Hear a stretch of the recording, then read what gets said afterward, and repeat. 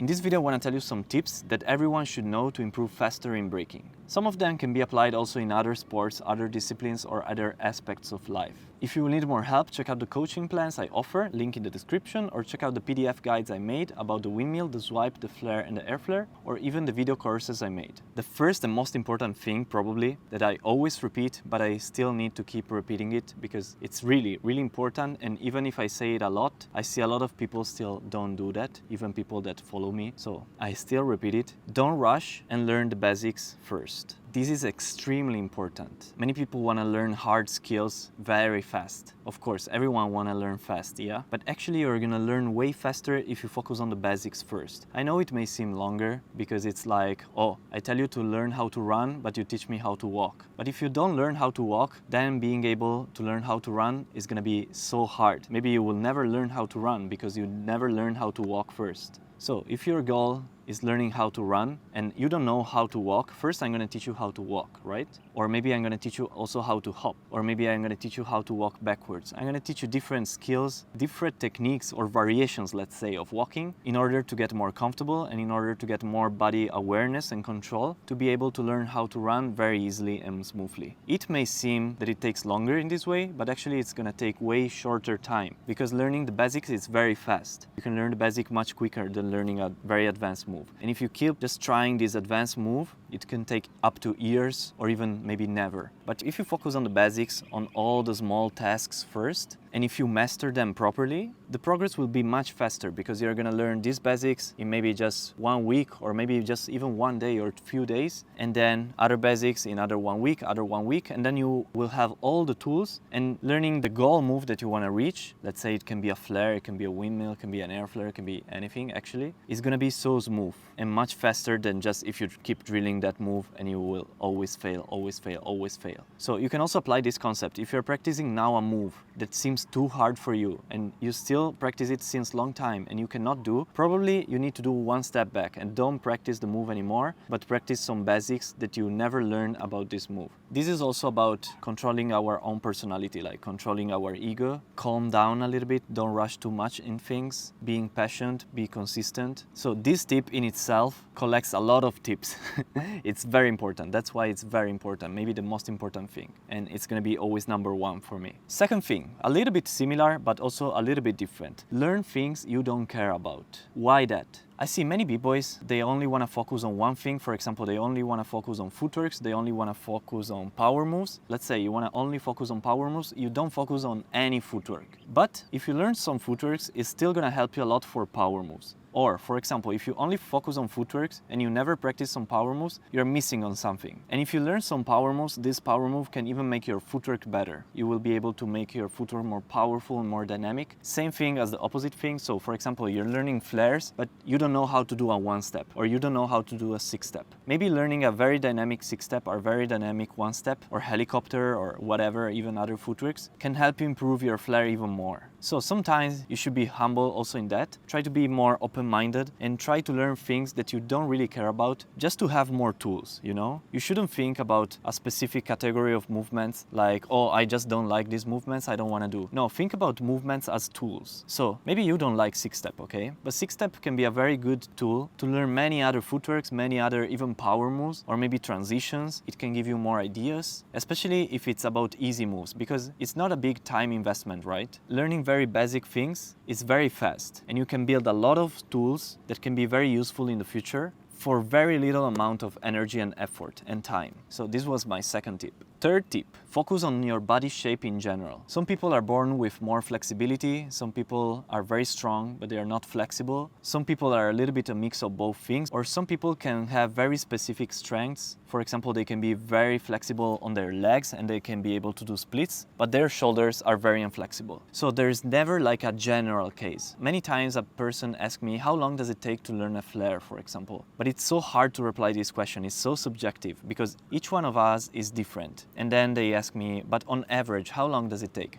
It's still very hard to say because an average doesn't really exist. Okay, you can like do some statistics. You can take 100 b-boys who already learned the flare and you can ask them how long did it take for you to learn flare, and then you can do some math and do an average. Yeah, but it's still not a good answer to someone new that want to learn the flare, because maybe for him it's gonna take another amount of time. Can be shorter, can be the same as the average or similar, or can be much longer. And also a basic a person would need may differ from the basic another person may need. Because maybe a person who wants to learn flare is already naturally very good in L-sits. So he doesn't need to work on L-sits a lot in order to learn flares. But another person maybe is very weak, maybe is very flexible. Maybe he can do splits that are going to be advantageous for the flare, but maybe his strength is so little that he cannot lift his butt off the floor when he tries flares. So in his specific case, he will need to work on L-sit a lot. But another person maybe will need to work on flexibility a lot. In general, what I want to say is you need to care about your overall body shape. You need to try to be both strong and flexible, both on your legs and on your shoulders. Try to work on your flexibility, try to stretch properly. You can do some easy workout exercises,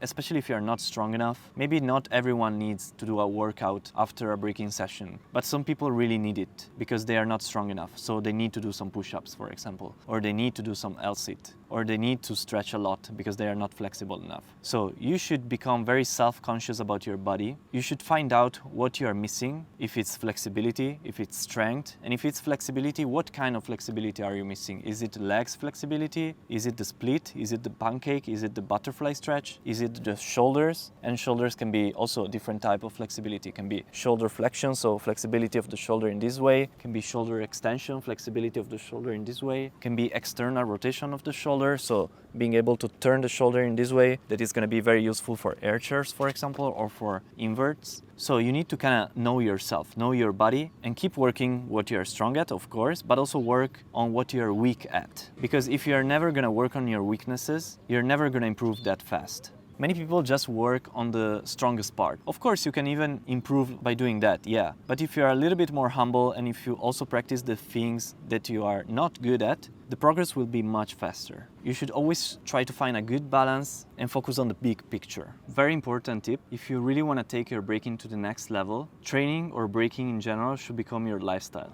I never seen someone who took breaking not that seriously, like maybe just practicing a couple times a week, maybe 3 or maybe even 4 times a week, but having very big progress. The people I saw during the years having the biggest problems were the people who took breaking like a lifestyle, like practicing every day or almost every day. And even when they are not practicing, they are really obsessed about breaking. They really have a fire. They don't force themselves to do it, but they just want to do it. They just watch breaking videos all the time, or they think about breaking. They think about how to do this move while maybe they are doing other things. Maybe they are at school or maybe they are at work, but they think about some moves, some combos they want to do. It's kind of like an obsession. And this goes for anything, I think. If you're really obsessed on this thing and you often think about this thing in your day-to-day life, just go for it. Of course, even to these people, it may happen that sometimes they are tired, sometimes they don't feel like they want to practice a little bit. But I had this big fire for breaking. Now, maybe it's less than before. But when I had it, I remember I always wanted to go to practice. Even when I had no energy or sometimes I felt a little bit tired, I still went to practice. And if I didn't go, I felt so bad.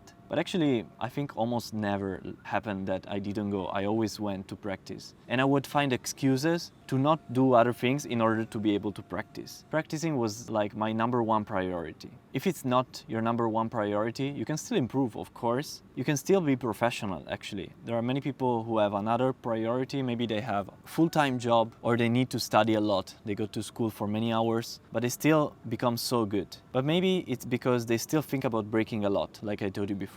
Even when they are not practicing, they are thinking about breaking. Or maybe they are just very efficient about their time, so when they practice properly with a good method. They know their bodies, they know what to do. As I said before, in most cases, the people that improve the fastest are the people that are really obsessed about something. Actually, it can be breaking, but can be completely like another thing. It can be any other sport, any other discipline. The more you go like all in on it, the more you are obsessed and you have this fire, this passion that really drives you, the more likely you will succeed.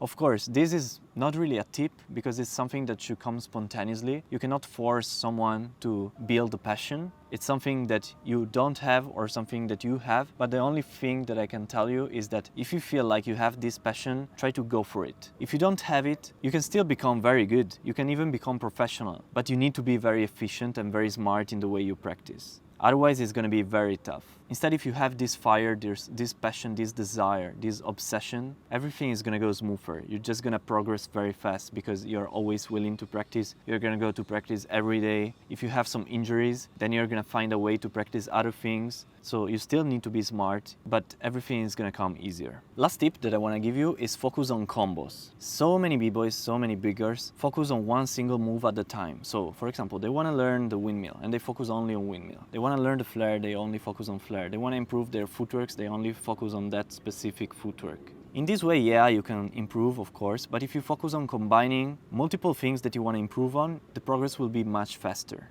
So for example, let's say that you want to learn flares. You can already do a little bit, maybe one flare or maybe few flares. Try to put these two flares or this even just one flare into combos with other moves. It can be footworks, it can be power moves, it can be even freezes, but try to combine. Try to do, for example, windmill to flare to swipe, or windmill to flare to hello, to windmill again, to flare again, to headstand, I don't know, or to some footworks and then flare again one more time. Then in this way, you're really going to improve the flow of the combo and also the move that is your target move. Also, practicing combos will allow you to improve your stamina, to improve your overall body shape, because it's harder to work on combos. It's more like physically demanding. So your body will need to get better, will need to develop more stamina. If you just practice one flare or two flares, your body is not gonna develop that much. It's not gonna be stronger. You're not gonna develop more stamina. It's not gonna be that useful. You're just working on the technique a little bit, but it's not enough to improve fast. So these, in my opinion, are the most important things to improve faster in breaking. If you need more help for your breaking, check out the coaching plans I offer, the PDF guides that I made, windmill, swipe, flare, and air flare, or the video courses I created.